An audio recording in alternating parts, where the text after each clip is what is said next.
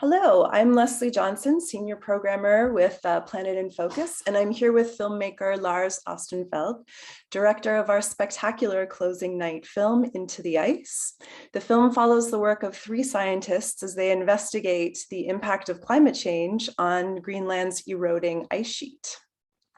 So Lars, thank you for being here today to discuss your film, and where are you joining us from? Thank you for inviting me, and I'm sitting in my living room in Copenhagen, in Denmark. Wonderful. Yeah.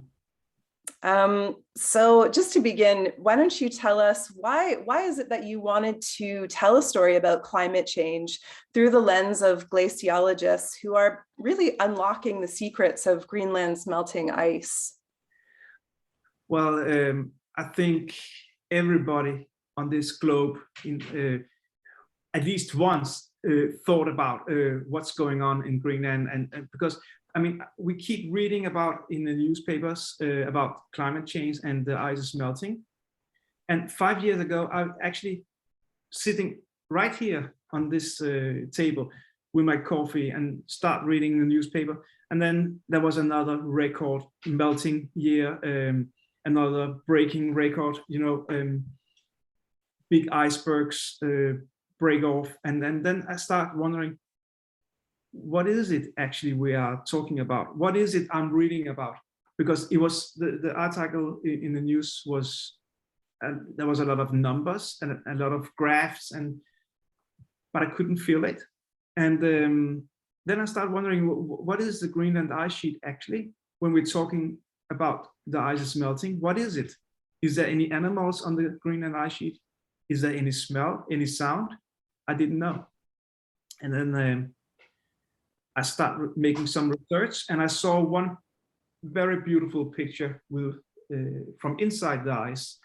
There was a guy, in a narrow, small tunnel with a red jacket, and he was inside the Greenland ice sheet. And I thought, wow, this is spectacular, very beautiful, very scary. And then I asked myself, is there a reason to go inside? And there was. So then the whole thing began, and I start talking to researchers and scientists about how do they, what do they do when they do field work in Greenland ice sheet. And was the person that you saw in that picture, was he eventually one of the characters in your film, or how did you? Was it Alan? No, actually, it was the Danish guy. Okay. I find out this guy. His name is Klaus, and he is in the film. He's my security and safety guy, and taking care of me, hold my hand all the time, and take care of me, because I'm not used to be on the ice. And I mean, he told me everything. He told me what kind of clothes to wear. How can we charge batteries? What kind of equipment should we bring? And then we did a lot of training on a wall in Copenhagen, and also mental, a lot of training inside the head, talking about it, because it is very dangerous to be on the ice. Not just going inside the hole we went into, but also just to be there. It's very dangerous. Yeah, absolutely. And then I'd like to come back to that, but I wanted to ask how you got involved with this particular group of scientists. Yeah. And just kind of how that came about. Well, actually, during my research, I saw one film called Before the Flood. DiCaprio, he did it, made it, directed, and there was a scene with Jason Boggs in that film. And then I discovered he actually lived in Copenhagen, because he moved from US to Copenhagen. And I contacted him and asked him a lot of questions about the Greenland ice sheet. And then I asked him, can I follow you on one of your expeditions when you're going to Greenland? And that was actually the first time anybody asked him to be with him, during the expedition, all the time, stay in the tent, sleep, eat, drinking coffee on the ice sheet with him. That was the first time anybody asked him. Normally, he used to film crews or directors, journalists. They ask him, "Can we do an interview with you?" And they, you know, and then we have the ice sheet or the glacier behind him, very beautiful frame, and they just talk about the ice, and the ice is melting, and I want to feel it. I want to feel it with him, and so he was very surprised. I asked him to I want to go with him, and he said, "Of course, I want to show my world what I'm doing." And then his best friend, his best scientist friend, is Alan Hubbard, and then he said, because I asked him, "Do you know anybody who's climbing in for science reasons inside the moon?" And there's only 5 people in the world, scientists doing that, and Alan is one of them. And Jason introduced me to Alan, and then he was on board. And then they both said, "If you're doing a film about ice, you need to talk to Dorte Dahl Jensen from Denmark." And she's actually working in Denmark and Minnesota, in Canada. Oh, okay. I think I saw a note that she's at the University of Manitoba, maybe. Yeah, which is interesting for us, for sure. And you definitely need to talk to her, because I mean, she can read inside the ice and tell us what the story about the ice, what is. I mean, yeah, she's making the ice cores, and she can actually read inside the ice cores how fast the ice is melting.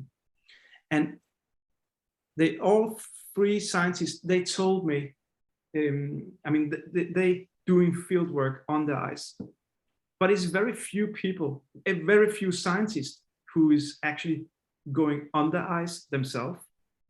I mean, most of our knowledge is coming from satellites and from overflights, from radar. It's from a distance. Yeah. But very few people actually go on the ice and do research. And it's very important, because when you look at the ice from satellites, you only see the surface. You don't look underneath, and you don't look inside. And half of the melting mass is coming from inside. Yeah, that was a very interesting and you know, very unfortunate, really, part of what you were able to show with this film. Quite scary. It is. I think that the film, you know, it really does show what these scientists risk to obtain this very valuable data on the ground. How do you think that seeing what they go through and the work that they do will impact the public in a different way than perhaps the facts and figures that, you know, are thrown out at us that we kind of ingest every day? Yeah. Well, I hope, and I have the feeling it is have a huge impact, because now, I mean, it's a half year ago I finished editing, and the premiere was in Denmark, and people start writing to me. I mean, it's a very powerful film, and they got a lot of feelings for the ice sheet after watching this film. And somebody also text me and say, you know, after this film I will stop flying, and then I will start doing something, because and so I got already a lot of response from people around the world saying this is the first time we actually feel it. And I think the reason is, I mean, right now we have the people, or the humans behind the numbers. We see this is actually a father and a mother, and you know, a husband. They have feelings. It's humans actually risking their life trying to get the hard numbers and the data. and to save us the planet. Yeah, and very much to see, you know, what the scientific methodology that they're using, what it looks like to do the studies out there, I think is very valuable. So it's not just sort of numbers that are flying out of nowhere, but you're actually seeing, you know, how they take these measurements. And I guess just going along to sort of like how you crafted, you know, the impact of this film. You know, you are introducing a lot of very specialized scientific knowledge about glaciology and but the film really does have more of a sort of grand feeling, like we're on kind of like an adventure that we're following to get this. And I guess I wanted to know if it was your intention to do that, or was it, you know, part of the process as the filmmaking was going along that you kind of shifted in how you wanted to craft the film? Well, from the beginning, I was, well, there's also, like, I think Alan Hubbard is saying in the film, there's a small Avenger person in every glaciologist doing field work, and I'm also Avenger guy, but I need a purpose and I need a reason to do what I'm doing, and so I'm also curious, and I want to see the world and I want to document the world and the nature with my camera, and especially the changes, because a lot of things is happening. So that was my main goal and the reason I started this project. But it turned out it is dangerous. It is a big adventure and is out of this world to be on the ice. I mean, when you flew with a helicopter and you land 100 kilometers on the ice, and you're standing on 1 kilometer thick ice, and you're just looking in one direction, and you have 100 kilometers away, there's mountains, and you turn your head and there's just ice, endless ice. Then you start getting goosebumps and you start getting the feeling this is a big world and you're very little, and because what they're doing, it is dangerous. That's why it turned out to be an adventure film also, because what we're doing is risky. And you, as the director and also cinematographer of this film, you know, you were out there and you were living the exact same experiences as they were. But then on top of that, you were also making a film, which I'm sure, you know, it's sort of like you're wearing a lot of hats there. So kudos to you on that. But it must have been, you know, very particularly challenging to accomplish what you were able to capture. So yeah, why don't you tell us a little bit about, you know, the process that you went through to even just prepare to do some of the incredible work that you did. Thank you. And you're absolutely right. It was out of this world. Like I said, it was, or almost, it was not this world. It was another planet we landed on. But you're absolutely right. The reason I choose just to be two-person on the film crew, it's me as a director and cinematographer, and I brought with my friend and as a sound guy to record all the sound. So we were only two people making this film, and the reason was I want to get close to the scientist, and also the scientists start knowing me better, and instead of me just following, we start getting we were a team together. We were putting up the tent together, we were making food together, we were trying to survive together. So and that actually, that's also why they start talking to me behind the camera as a friend and not just a director following them. So we became friends, and it was very important to be a small crew, because if you turn up with 10 people or more, you will not get the same access, and you will not get the same response, and it will be me following them, and they do their work, but now I help them drilling in the snow, or I help them doing the science, and they help me hold a microphone one day and another day. So we were helping each other. Yeah. And there's actually one scene that actually tells everything. That there's a storm. We were stuck in a storm for 2 days, a very heavy storm, and on the ice it's very flat, so there's nothing to protect you. And the storm was very heavy, and it turned. How do you say? It was getting more heavy and more heavier. So we had to build a snow wall around the tents to predict us for the strong wind, and it was so beautiful. Yeah. At the same time, sun was going down. They were working around with headlights. It was very dramatic, and they were working, and I was filming. And then while filming, I start thinking, okay, I have to survive. Yeah. So I put down the camera, and then I start working with them, making the snow bricks and start building. And then I look at the sun and I look at them and say, I need to film this. I need to document this. So I grab the camera again, start filming. And then again, no, I have to survive. And so I was split. And there was a lot of situations like that all the time, because I need to document, but I also need to survive. And it was, yeah. Yeah. Well, and I think that, I mean, that certainly comes across, and I think that because you were living those experiences, it really does come across in the film, and also the intimacy that you were able to, get with the characters.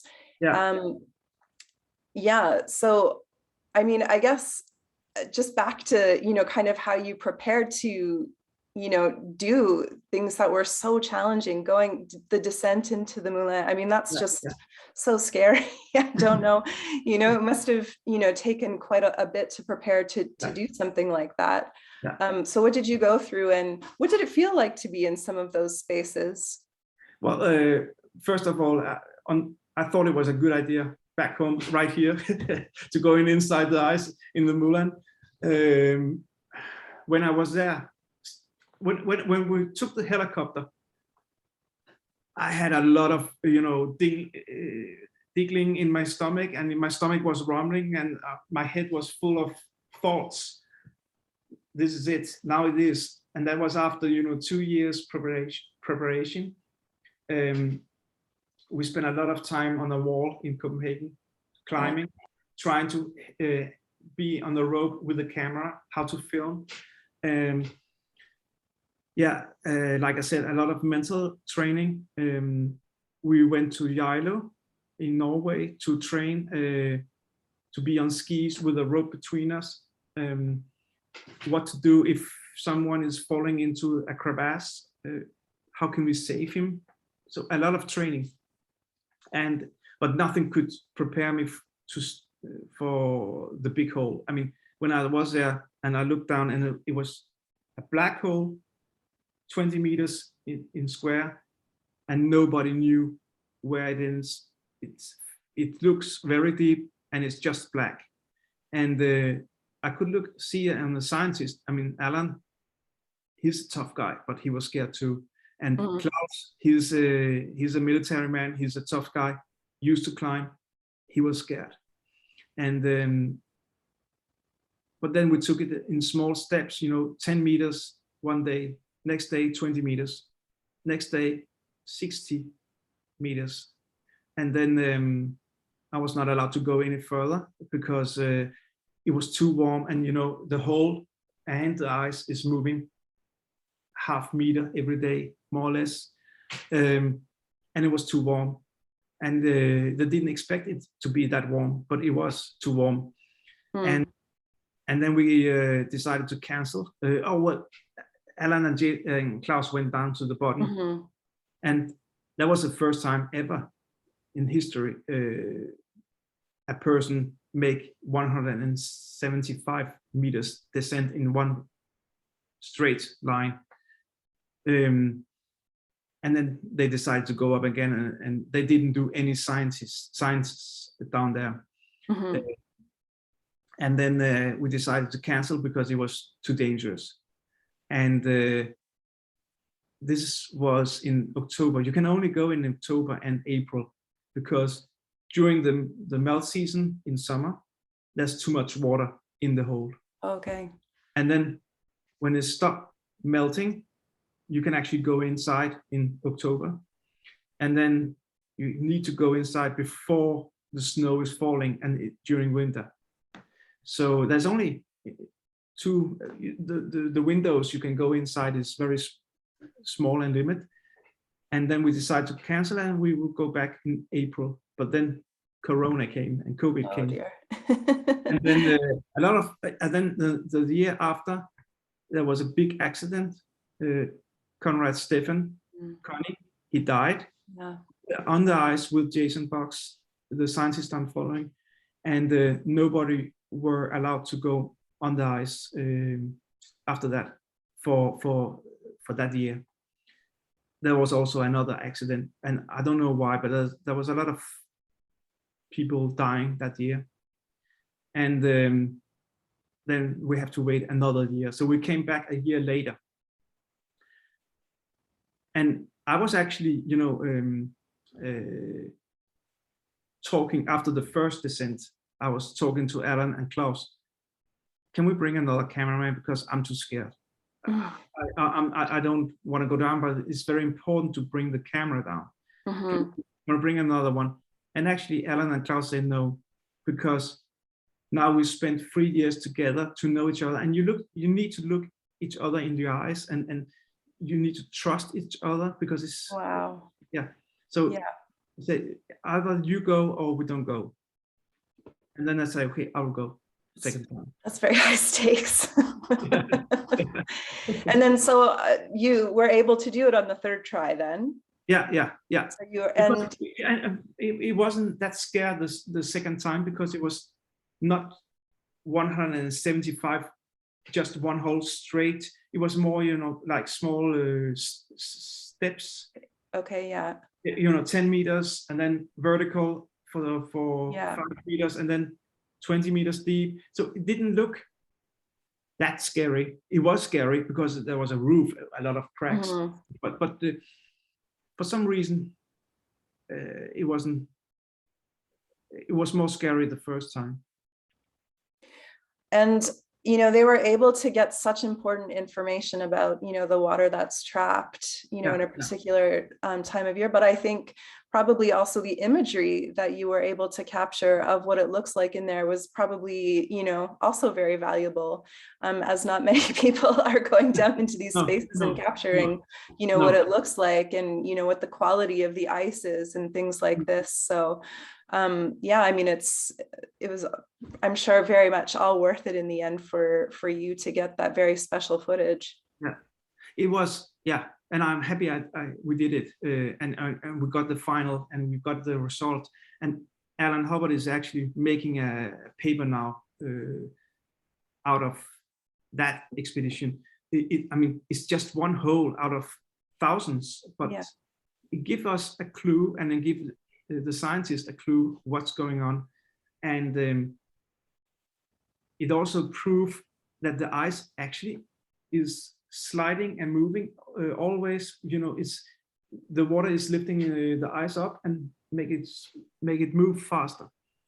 Also during the winter time, and it was a big, not surprise, but a big what is called discovery. Discovery. A big discovery, and actually, what, the water, the liquid water down there, it was 8 degrees warm, and so that surprised him a lot, and so that they need to continue. Of course, I mean, you can't make any conclusions out of one hole, but it was very good to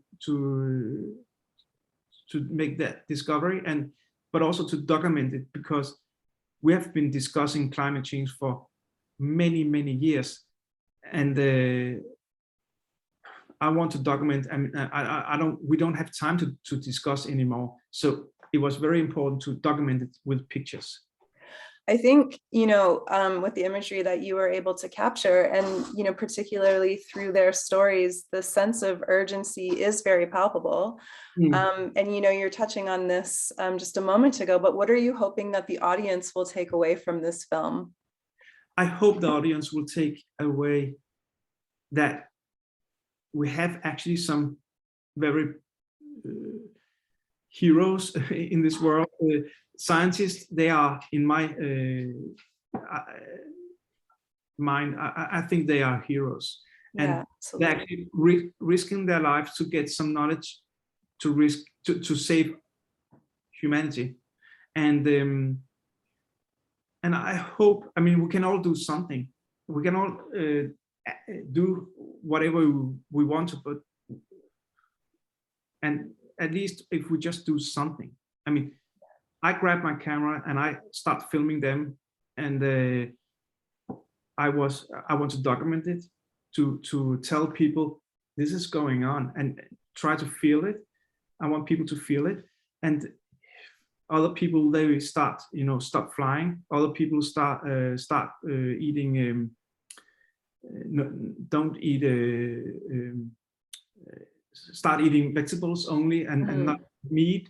And I mean, we cannot do something. Sure. Just and then the message is, I mean, nature is actually tell us something. I mean, this year it was in Europe, at least I don't know in Toronto, but in Europe it was very warm. And the year before there was a lot of rain. and that we keep having these records coming. And there was a big storm in Florida 1 week ago. And yeah, that's right. And it was stronger because of climate change. So I hope people will start listening to the scientists and take care of nature. Yes, I think that the message of listening to scientists is such an important one. Yeah. And so what is next for the film? You were telling me a little bit before. I'm doing another film now, starting. It's actually about, the whole globe is it's getting warmer and warmer, but there's one spot getting colder and colder, only one spot in the whole world, and that's in the ocean next to Greenland. And they don't know why, but they think they have the key to what's going on, and the clue what's going on, because ice is fresh water and mixing with salt water, and maybe that is doing something with the ocean, and will have a huge impact on the whole world. And so that's my next project. Excellent. Well, we very much look forward to seeing that when it comes into fruition. Yeah. And just wanted to say thank you so much for your work and for your lovely film. Again, this is our closing night film. So big thank you to you for sharing it with us and for our conversation today. Thank you very much for inviting me. Thank you. Thanks.